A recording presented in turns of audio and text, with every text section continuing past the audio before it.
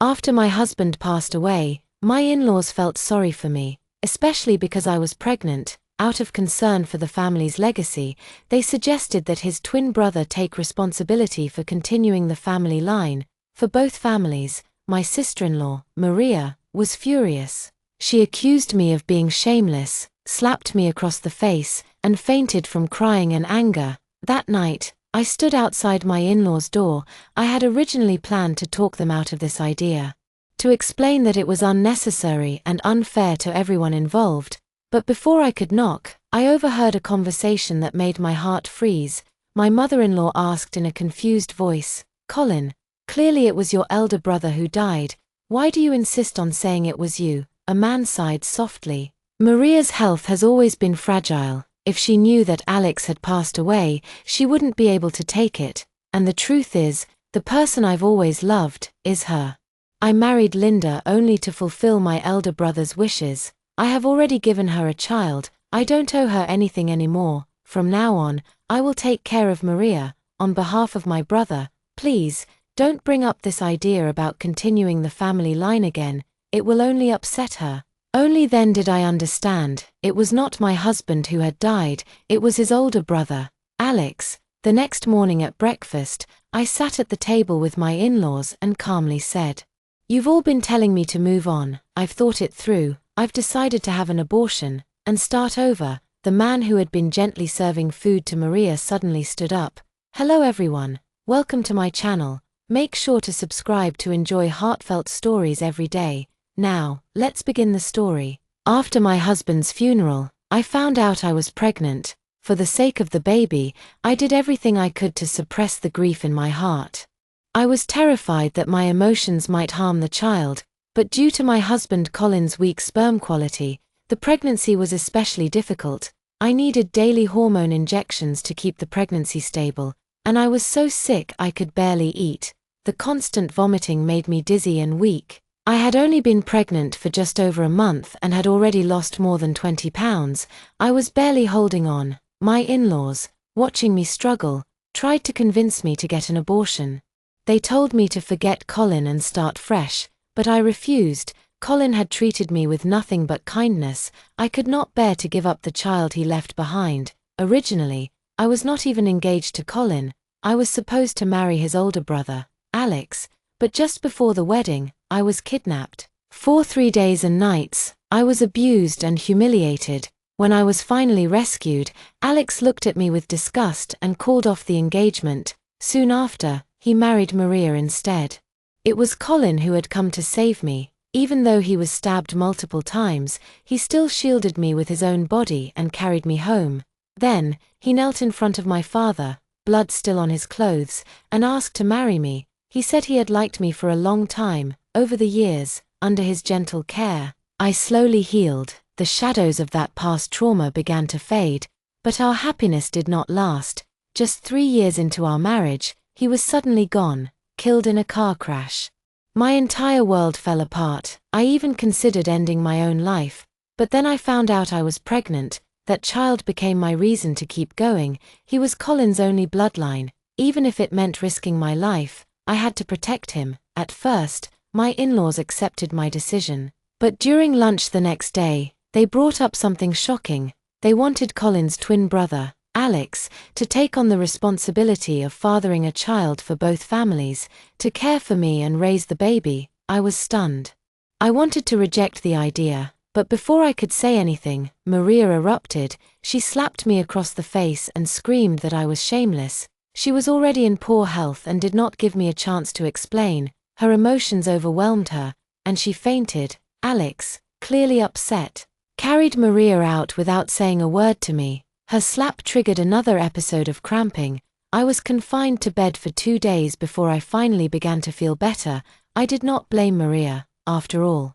I had once been engaged to Alex. Her reaction was understandable, and no matter how close I had been with Colin, the whole situation, suggesting Alex take responsibility for 2 families, was absurd. It was not just uncomfortable for them, I did not agree with it either. Feeling guilty for making Maria faint, I decided to visit my in-laws to put an end to the suggestion once and for all.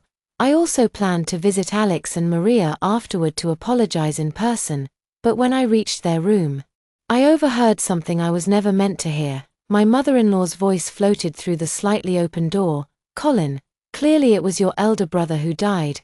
Why do you keep saying it was you?" Colin, that was my husband's name. He was alive. I stood frozen, unable to move, my heart thudded wildly in my chest. Then a man's voice replied from inside. "Mom, do not tell Maria. Her heart is weak. She would not survive the truth. It was my elder brother who died, not me.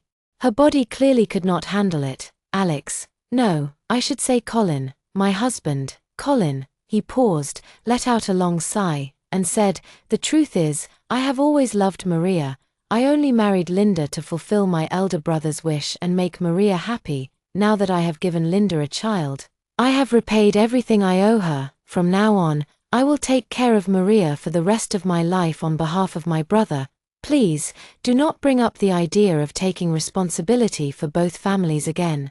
I do not want to make Maria sad." My mother-in-law tried to reason with him, "But Linda has already suffered so much. Back then, it was you who had her kidnapped for 3 days and nights just to break off her engagement with your brother, so Maria could marry him instead. She endured so much humiliation. Now that she has finally moved on and is pregnant with your child, the least you can do is take some responsibility."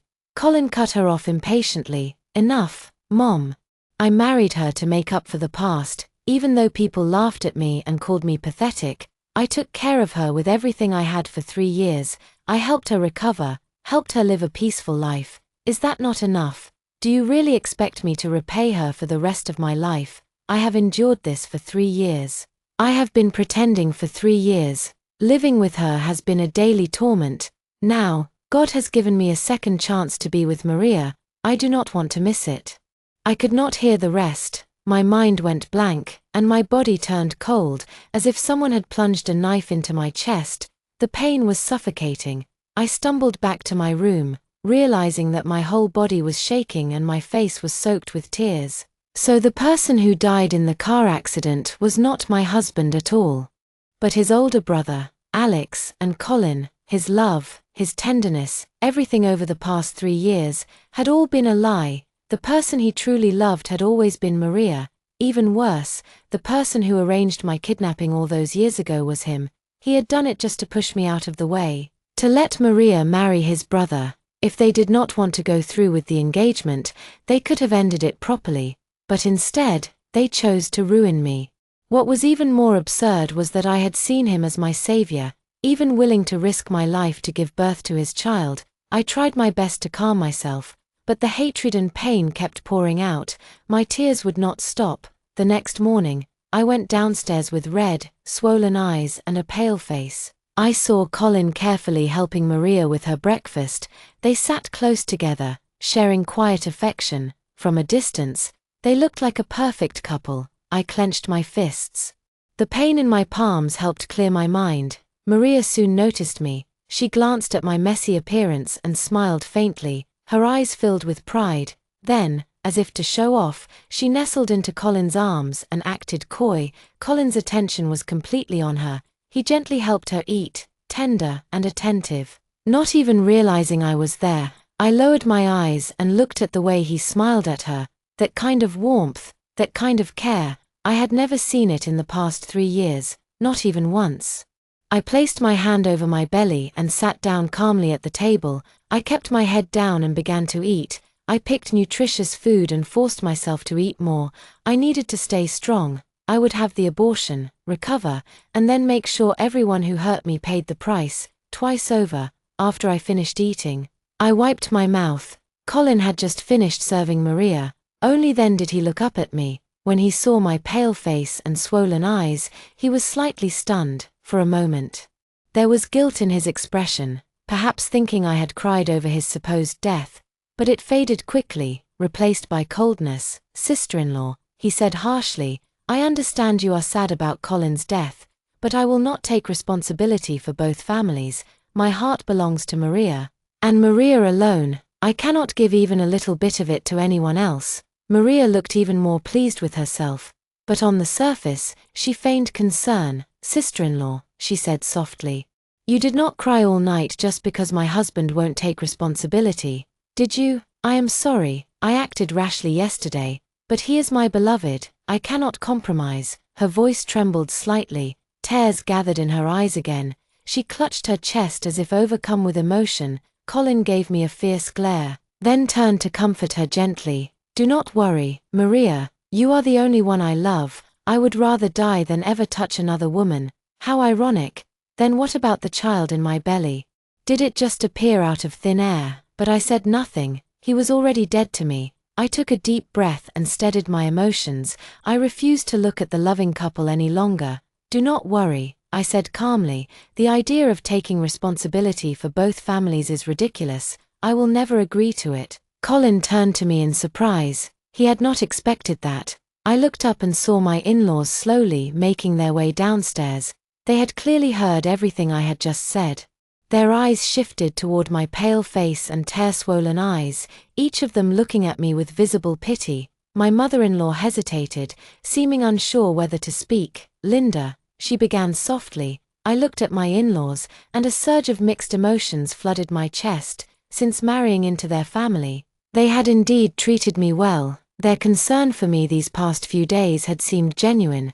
But the moment I remembered it was Colin, their own son, who had orchestrated my kidnapping and allowed me to be tortured for 3 whole days, and that they had all known, keeping this horrifying truth from me alone, my feelings toward them became too tangled to describe.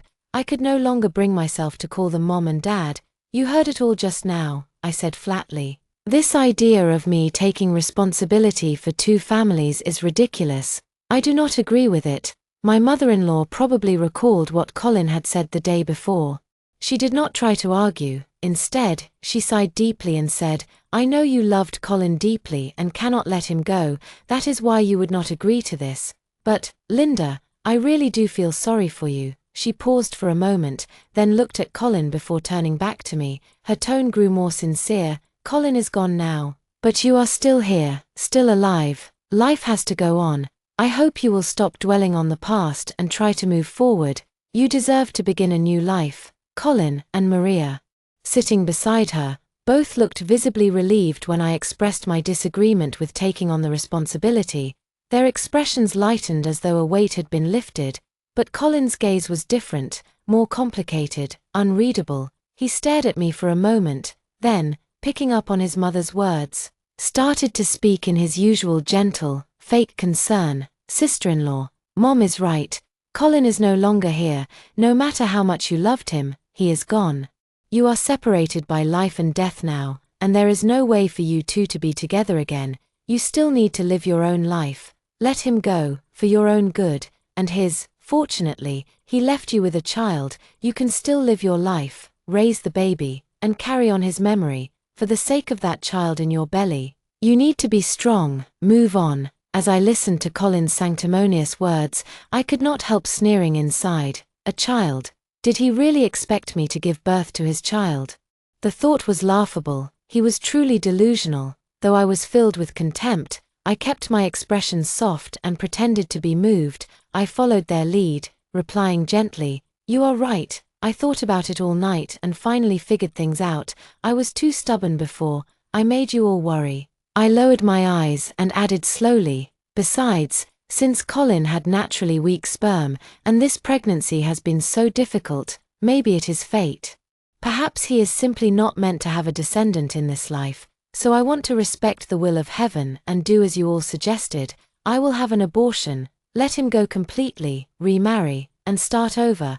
I placed my hand gently over my belly, pretending to sigh. After all, Colin had been such a cruel person. Not having a child was already merciful.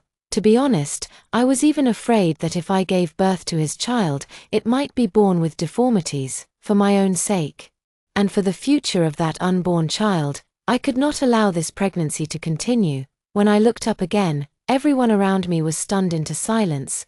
My in-laws looked flustered, Colin's expression twisted with rage and disbelief. Hearing me say I would have an abortion, and that Colin was fated to have no descendants, clearly struck a nerve. He stood up abruptly and shouted without thinking, "Who told you to have an abortion?" But the moment those words escaped his mouth, He realized he had gone too far. He quickly took a deep breath, trying to collect himself, but the anger on his face was hard to hide. After a long pause, he frowned and said with a hint of reproach, "Sister-in-law, Colin just passed away, and now you want to have an abortion and talk about remarrying. Is that really appropriate? That baby is his only bloodline. And Colin treated you so well before. What you are doing now feels too cruel." I blinked and turned to my in-laws with an innocent expression. "Weren't you the ones who kept urging me to let go of Colin and have an abortion?" Their faces shifted. They looked awkward and a little uncomfortable. After all, no parent wants to hear someone say their son was never meant to have children, but they quickly pulled themselves together and looked at me with disapproval in their eyes. My mother-in-law sighed. "Linda, I know this pregnancy has been hard on you, and I have always worried about your health. That is why I wanted to persuade you to let go, but you care so deeply about this child, and I do not want you to regret your decision later." My father-in-law added, "Yes, Linda. Have you really thought this through? Back then, when we tried to talk you into ending the pregnancy, you were so firm. You kept saying this was Colin's only bloodline, that you would never agree. Are you really willing now? Please do not make a decision you will regret later. Of course, we support whatever choice you make, we just want you to be sure. As for remarrying, yes, we hope you meet someone good, but are you really ready to let go of Colin now? I hope you will express your sadness when you are feeling down. Do not bottle up your pain or pretend you have let go of him just to put us at ease." Listening to their words, I felt a strange heaviness in my chest. It was not just Colin. His entire family seemed to want me to keep this child. I finally understood that when they had tried to persuade me to get an abortion before, it was not because they truly wanted that outcome. They had simply assumed that since I only cared about Colin, I would never agree to keep the baby. Their words back then were just polite excuses, but I let it go quickly. After all, to them, I was always an outsider. "I am tired. I am going to rest now," I said quietly. Nodding without energy, I did not want to argue anymore. I turned around and slowly walked upstairs. I had already made up my mind. I would not give birth to this child.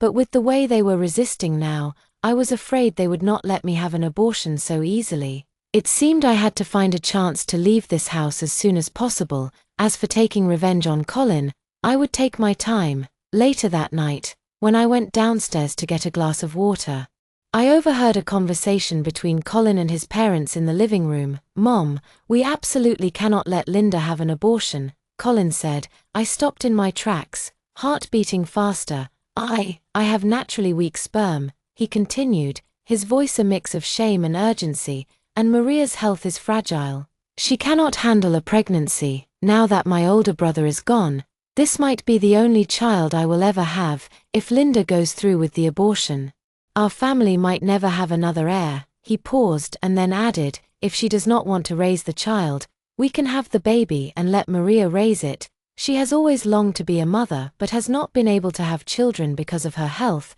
She is gentle, kind, and I know she will treat the child with love." My mother-in-law sighed, her voice filled with sadness. "I do not want our family to be without a descendant either. But Linda is not just talking about an abortion. She also wants to remarry. You know how much we rely on her father's support for the company. If she insists, we will not be able to stop her." Right after she spoke, my father-in-law's voice rang out, laced with disappointment. "If Linda has the abortion and remarries, she will have no connection with our family anymore, and the Yi family certainly will not support us then. I have always told you, you should take on the responsibility of both families. That way, we can keep Linda and keep the child, but you refused. Look at the mess we are in now." Surprisingly, Colin was not panicked. He laughed coldly and said with confidence, "Come on, do you really think she wants to have an abortion or marry someone else? She loves me too much. If it were not for this child, she would have ended her life already. This baby is her emotional anchor. She will never be able to give it up. As for remarriage," he scoffed, "she is only saying that to make me angry.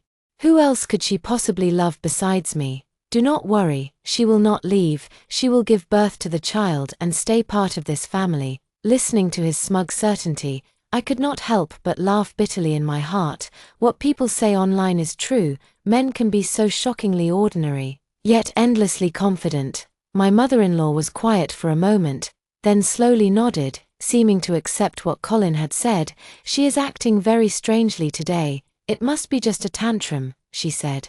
Colin continued. The last time you brought up the idea of me taking responsibility for both families, Maria slapped her. Linda has been spoiled since she was young, so of course she was furious. Besides, even though she believes it was my brother who died, she still loves me. When she sees my face, it triggers feelings she cannot control. It is only natural she subconsciously treats my brother as me. This morning, she saw how close I was with Maria and got upset. Add to that what happened yesterday when Maria hit her, and she just snapped and said those things out of spite. He paused, then added with a sigh, she has not truly accepted my death. In her heart, if my brother can stand in for me, if she can use him as a substitute just to numb the pain and keep going, she will accept it. Everything she said was just to scare me into agreeing to take responsibility. My mother-in-law let out a long sigh, her tone now tinged with irritation.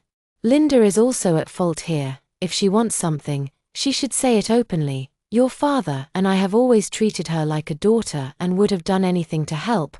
Why does she have to be so dramatic and hurtful? Then she added, and you, I have told you again and again, you need to take responsibility for both families and care for her more attentively. Colin sounded a little impatient. Fine, I get it. Linda is difficult. Tomorrow, you can bring it up again. This time, I will agree. For the child's sake, I will give in one more time. The next morning at breakfast, just as expected, my father-in-law brought up the topic again. Linda, eat more, he said with a sigh. You look thinner than ever. This child is really draining you. I think it would be best to let Alex take on the responsibility of both families and take care of you from now on. My mother-in-law nodded in agreement and added, you are Colin's wife, and Alex is the eldest son of our family. As Colin's older brother, it is only natural for him to take on the family's responsibilities and look after you. There is no need for you to feel uncomfortable about it. I did not know what Colin had said to Maria the night before, but this time, she stayed silent. Her face was sour, her fists clenched tightly, and her eyes were filled with jealousy as she stared at me. I glanced at Colin. He looked annoyed, and his tone was cold and impatient. You suggested having an abortion yesterday just to force me into taking responsibility for both families, didn't you? Fine. For the sake of continuing the family bloodline, your sister-in-law and I will make this sacrifice and agree to it. He paused, then added harshly, but once I take on this burden, you had better stop throwing tantrums and threatening to abort the child. Do not break our hearts again, or the child's. Hearing him say that, I almost laughed from sheer anger. After everything heartless he had done, he still dared to talk about protecting a child. May he never have descendants to carry on his name. I had once genuinely cared about my in-laws. Despite the hardships, I still could not bring myself to cut ties completely, but after overhearing their conversation last night, I let go of any lingering affection. It became clear they had only treated me kindly because of my father. To them, I was just a useful outsider, someone they could take advantage of. Maybe it was for the best. I would have nothing to hold me back anymore. I shook my head and said coldly, there is no need for anyone to take responsibility for both families. My brother-in-law and sister-in-law can just focus on their own lives. As for my child, you do not need to worry. Earlier that morning, I had called my father and asked him to send a driver to pick me up. He had not arrived yet. And since everyone else in the house belonged to their family, I tried not to escalate the situation and kept a calm expression as I faced them. My father has been worried about me. He thinks I am too upset and is afraid I might do something reckless. He wants me to stay with him for a few days. My in-laws clearly wanted to object, but before they could speak, my father arrived with the driver in person. Their faces immediately lit up with forced smiles as they hurried to send me off. When my father saw me, thin, pale, and visibly drained, his eyes turned red with grief. He was a big, strong man, but his expression darkened with anger. He said nothing to my in-laws, completely ignoring them as he took me away. They stood there awkwardly, Colin's face was especially gloomy, as if he had just suffered a great humiliation in the past. I would have tried to ease the tension. Even if my father was upset, I would have acted carefully to keep the peace. But not anymore. I no longer cared about this family. I got in the car without a word. Once we were out of their sight, I turned to my father and gently tried to comfort him. He did not know the full story of what Colin had done to me. He only saw how tired and worn out I had become and assumed their family had failed to care for me properly. That was enough to make him furious. My father had always been protective. I lost my mother at a young age, and he never remarried. He played the role of both father and mother, giving me all his love. People who knew him often said he had loved my mother deeply. When she died during childbirth, he nearly lost the will to live. I was the only reason he found the strength to go on. Since then, he poured everything he had into raising me. When Colin died, I thought perhaps my father and I were alike. Both unlucky people who had lost someone dear. I even tried to follow his example, believing I could treat this child as my hope for the future, love it, and raise it well. But I had been naive. My parents had known true love, and I was just someone else's pawn in a cruel joke. I had known Alex and Colin since kindergarten. Back then, I liked following Alex around. My father noticed and, thinking it was cute, went to their house and arranged an engagement between us. From that moment on, he began supporting their family financially. With my father's help, their family rose from modest beginnings to establish a business that eventually went public. Later, my fiancé was changed to Colin. I was humiliated, but my father, afraid they would look down on me, provided even more support just to secure me a better life.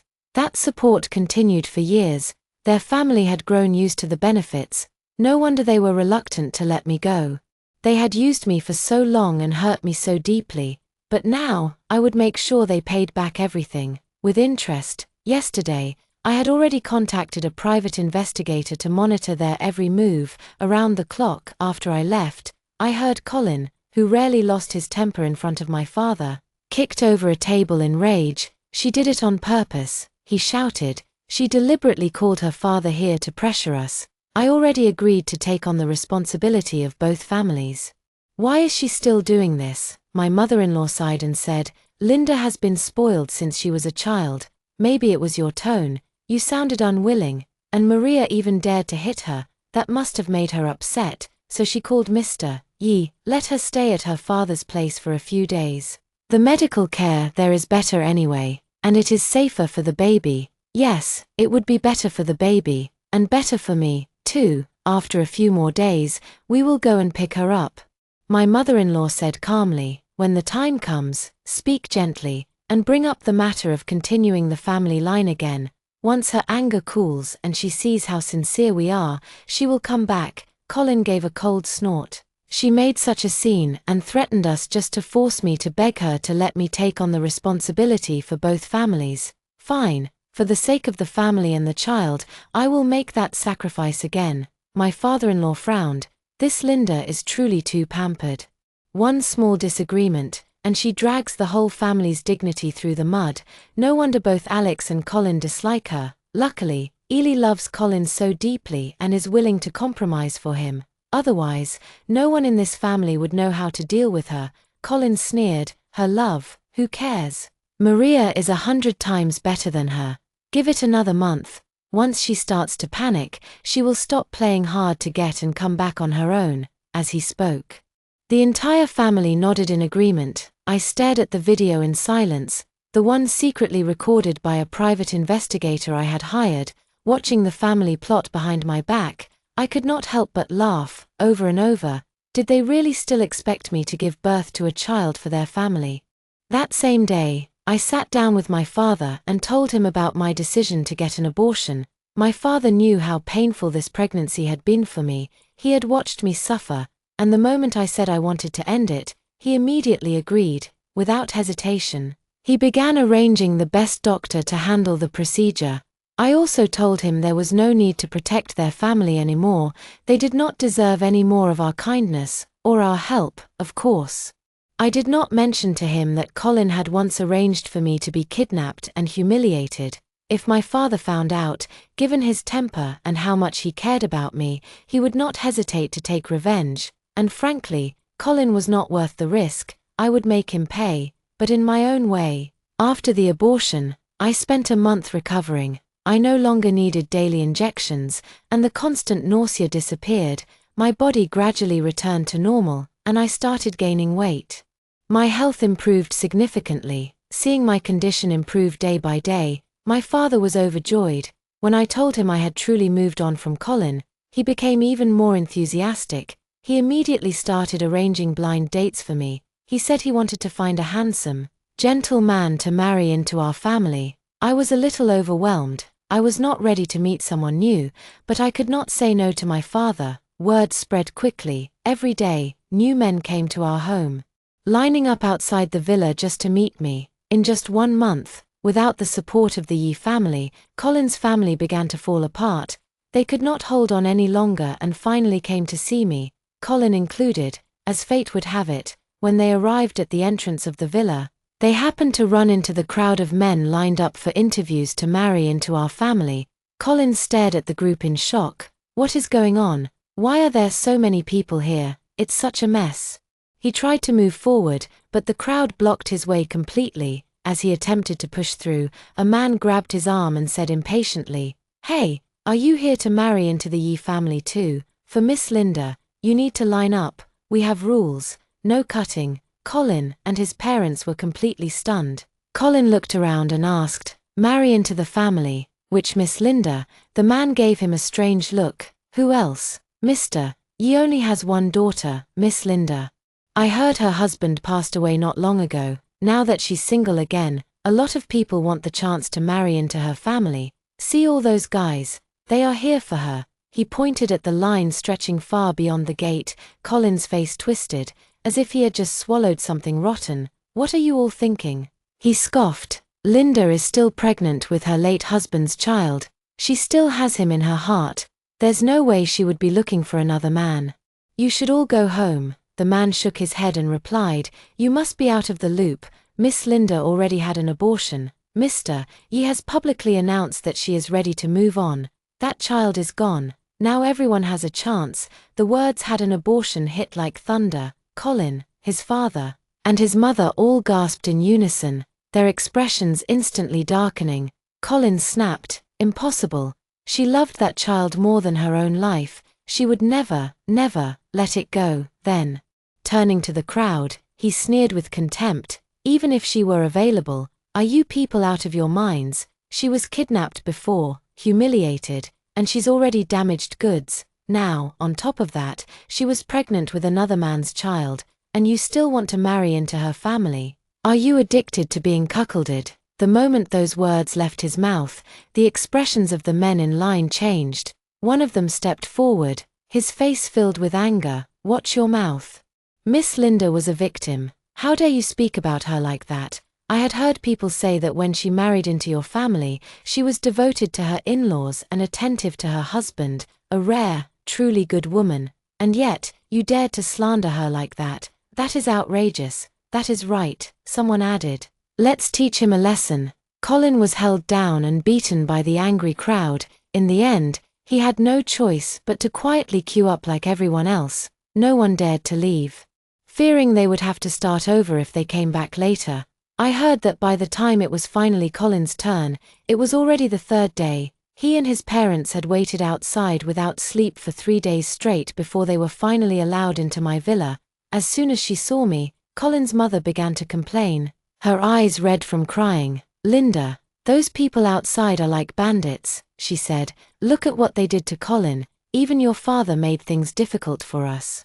You are still carrying our family's child. Even if he feels sorry for you, he should not find someone else to marry into the family on your behalf. This is unacceptable. You must talk to him and convince him not to act so recklessly in the future." Colin stood beside her with a cold face and let out a scoff. "We came to take you home," he said. "After all, you are my wife. It is not right for you to keep staying at your parents' house. I am willing to take responsibility for both families. To care for you and the child, to raise the child as my own, and treat you as my wife. But remember, Maria will always be my primary wife. I could not help but laugh, my anger boiling over. Primary wife, secondary wife, it has been decades since the founding of the People's Republic. And you are still dreaming of living in ancient times. Colin's mother glanced at me from head to toe and forced a smile. The doctors here are really something. It has only been a little over a month. And your health has improved a lot. Before we leave, ask them to come back with us to take care of you. Then she added, but about those people outside, it is truly outrageous. They are going around saying you had an abortion.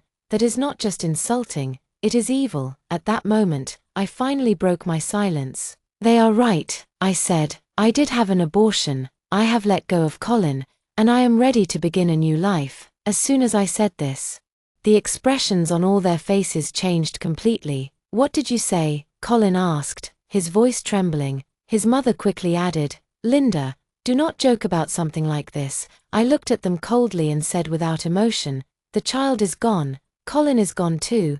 I have nothing to do with your family anymore. I will not go back with you. You can leave now, and do not come back. Without waiting for a response, I called the security guards and ordered them to escort the group out. Colin's face twisted in disbelief, his eyes widened, and his expression turned ugly. Are you crazy? How dare you throw us out? He shouted. I already agreed to take responsibility for both families. What more do you want? That is enough with your little drama. If you reject me now, I will never come again. Do not come begging later. His mother forced an awkward smile. You have clearly put on some weight. How could the child be gone? You must be lying out of anger. Linda, you are still mad about the past, aren't you? Be reasonable. Mom has to scold you. You are too impulsive. You always break our hearts. I was too tired to argue. I simply tossed the abortion report at them. Then I ordered the bodyguards to drive them out. I heard that once they were kicked out, they looked at the report and finally realized that I really had terminated the pregnancy, the only bloodline left in their family. They were furious. For a moment, they even forgot that their survival depended on my father's support. They created a huge scene outside the gate, screaming that I was shameless, accusing me of murdering their child, cursing me and swearing I would get what I deserved. The people still waiting in line finally understood who they were. Remembering how Colin had once called me damaged goods, the crowd became enraged. One after another, they rushed over and beat the family again. This time, far more severely. I heard they ended up lying on the ground, unable to even speak. When my father found out what they had done, including the slander they spread about me, he was furious. From that moment on, he stopped showing mercy and began taking direct action against their family. At first, Colin and his parents still tried to act tough. They said that unless I became pregnant again with another child from their bloodline, they would never allow me to return or pay respects at Colin's grave. They said I would never be welcome there for the rest of my life. But within a month, under my father's pressure, their family went completely bankrupt. They lost everything, even their only villa. In the end, they were left with nothing and ended up on the streets. As for Maria, she had originally set her sights on Alex because he was the eldest son and future heir of the family. When Alex died and she realized that Colin had been pretending to be him, she did not care. As long as someone could inherit the family fortune, that person was good enough to be her husband. But now that the family was broke, she had no interest in suffering with them. Before long, she attached herself to a wealthy businessman and became his mistress, leaving them all behind without hesitation. Colin was furious. In a fit of rage, he cursed Maria and even tried to hit her. As a result, he was almost beaten to death by the wealthy businessman's bodyguards. His parents were both furious and disappointed. They scolded him, saying that none of this would have happened if he had not insisted on pretending to be Alex in the first place. Now, because of him, the entire family was ruined. But Colin, like a drowning man clutching at a straw, suddenly saw a new hope. He turned to his parents and vowed with conviction, I love Linda so much. If I had known he was still alive, I would never have remarried. I would never have ignored her family. There is still a chance to save everything. Fueled by desperation, he came rushing to my door. He stood outside shouting, claiming he was Colin, not Alex. He said it was his older brother who had died all those years ago, and that he had lost his memory, believing himself to be Alex until recently. now, he said. Everything had come back to him. He said he still loved me, begged me to see him, and even added that since the baby was gone, we could have another one. He told me that he had already forgiven me for having the abortion. Coincidentally, I had just finished gathering all the evidence that proved Colin had orchestrated my kidnapping and abuse. Right at that moment, the police arrived at my doorstep and arrested him. Even as he was being taken away, he shouted and struggled, yelling, "Let me go. Do you know who my wife is? It's Linda. If you dare arrest me, she will never forgive you." Only then did I step out slowly and walk toward him. I leaned in close and whispered calmly into his ear, "Colin, I have always known it was you. Look at yourself now. You are a joke. And it is finally time for you to pay for what you did to me back then." His eyes widened in disbelief. You knew everything." He finally understood why I had been acting so strangely all along. The truth hit him like a wave, and he stopped resisting. His body slumped to the ground, his face turning pale as death. But moments later, he sprang up again, wrapped his arms around my legs, and begged for forgiveness. He said he had done all of this because he loved me. I sneered, had someone drag him away, and turned to walk back into the villa. Extra chapter. Colin was the kind of man who would never reflect on his own faults, even after falling so far. He still believed it was all Maria's fault. The day after he was arrested, he managed to escape from custody. He did not go into hiding. Instead, in a crazed state, he found Maria and stabbed her to death.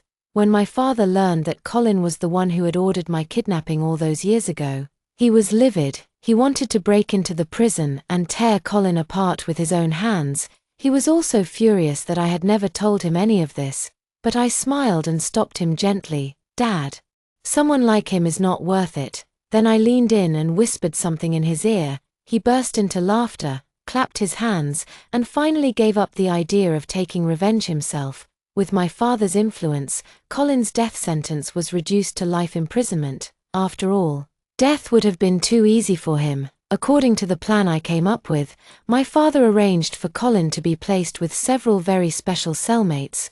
One liked men, one enjoyed violent BDSM, and one had a tendency to humiliate others. My father even gave money to their families during prison visits, asking them to look after Colin. He wanted to make sure Colin would live a wonderful life behind bars for the rest of his days. After that, I never remarried. Instead, I joined my father's company and began learning the ropes of business. He would often pat my shoulder with pride and say, "Daughter, I can finally rest easy knowing my empire will be in your hands. You cannot count on men. Good thing you have real talent." Even though he said that, he still worried that I would feel lonely. For a while, he kept trying to find someone suitable to marry into our family, just so I would have some company. The line of men who came to be interviewed stretched from our house to the company gate. I turned every single one of them down. Eventually, he gave up on the idea of a husband and instead found another solution. He began hiring male models. Charming and well-mannered, just to make me happy. He assured me they were all clean, had passed medical exams, and would be rotated regularly. These men would not talk about love, they were only there to bring happiness in exchange for payment. This time, I did not refuse. At the age of 32, I suddenly had the idea of having a child. I went to a sperm bank and made my choice. 10 months later, I gave birth to a daughter, a child that belonged only to me. She looked exactly like I did when I was young. After I officially took over the company, my father retired and stayed at home to care for his granddaughter full-time, with all his affection. The little girl quickly grew into a mischievous rascal. I often found myself helplessly frustrated by her. As for Colin, I took care of Maria's affairs in my brother's name. From then on, I never allowed anyone to mention anything about bearing the responsibility for both families. I did not want Maria's name brought up lightly again, but my father would not let it go. "I spoiled you so much, and still you suffered so much pain when I was not paying attention. That is why my precious granddaughter must be even more spoiled. I will make sure she never suffers anything in her life." When my daughter was 2 years old, one night, half asleep in my arms, she murmured softly, "Mom, I actually saw you a long time ago." I smiled and asked teasingly, "How long ago was that?" She frowned in thought and replied, I don't remember very well. I just remember you saying that if you gave birth to me, you were scared I'd be born without an anus, so you told me to come to you later." A few years passed. One day, she looked up at me with wide eyes and asked, "Mom, what does without an anus mean?" I was caught completely off guard. I smiled awkwardly and said, "Go to sleep. You're just a little kid. Why do you ask so many questions?" The end. Thank you for watching today's story. If you enjoyed this video, please give it a thumbs up and share it with your friends. We'd love to hear your thoughts in the comments below, so feel free to share your opinions. And don't forget to subscribe to our channel for more great stories. We'll see you in the next video.